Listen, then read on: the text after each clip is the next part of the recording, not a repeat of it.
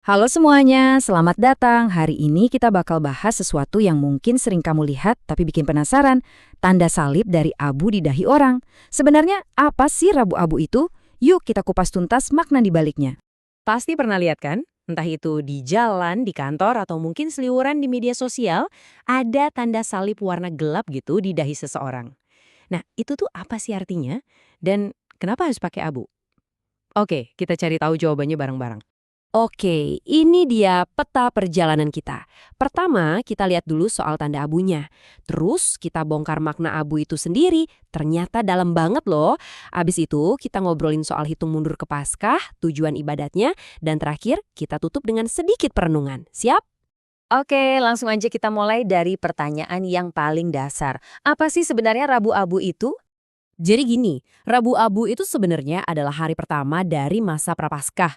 Anggap aja ini kayak gerbang pembuka gitu untuk periode 40 hari yang super penting buat umat Kristiani. Momen ini dipakai untuk pertobatan dan refleksi spiritual. Dulu tradisi ini awalnya buat persiapan baptisan, tapi seiring waktu berkembang jadi momen pembaruan iman bagi semua orang.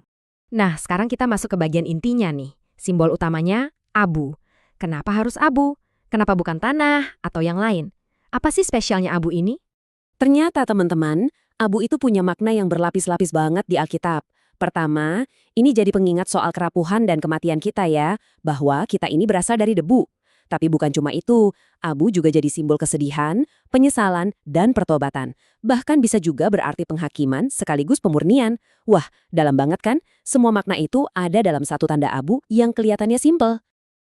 Ada fakta menarik nih. Abu yang dipakai itu bukan sembarang abu loh. Abu ini asalnya dari daun palem yang udah dibakar. Daun palem dari perayaan Minggu Palma tahun lalu. Keren banget kan? Jadi kayak ada siklus gitu. Perayaan tahun lalu jadi awal persiapan buat tahun ini. Oke, kita udah paham soal abunya. Sekarang pertanyaannya, kenapa 40 hari? Kok nggak sebulan aja atau seminggu? Ada apa dengan angka 40 ini? Jadi, angka 40 ini nggak asal pilih ya. Ini tuh langsung merujuk ke 40 hari puasa yang dijalani Kristus di padang gurun, waktu beliau mempersiapkan diri sebelum memulai pelayanannya.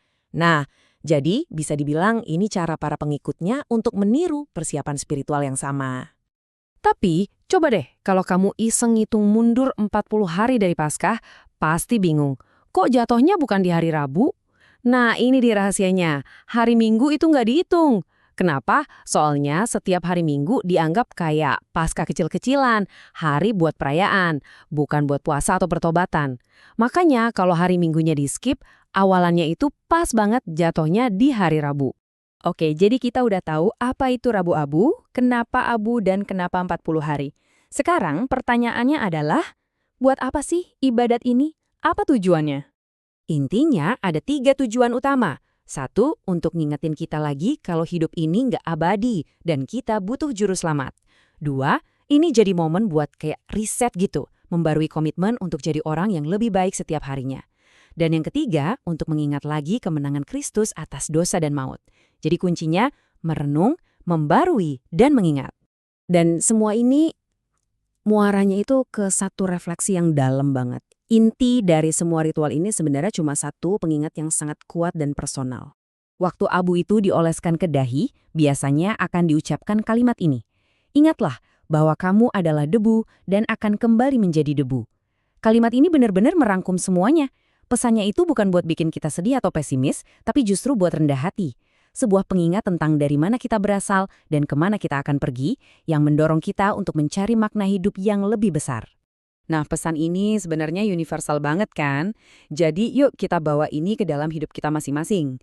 Gak peduli apapun keyakinan kita, gimana caranya ya kita bisa menyediakan sedikit waktu buat merenungkan kerapuhan kita, sambil terus berusaha jadi versi diri kita yang lebih baik? Sebuah pertanyaan yang bagus untuk jadi bahan renungan kita semua.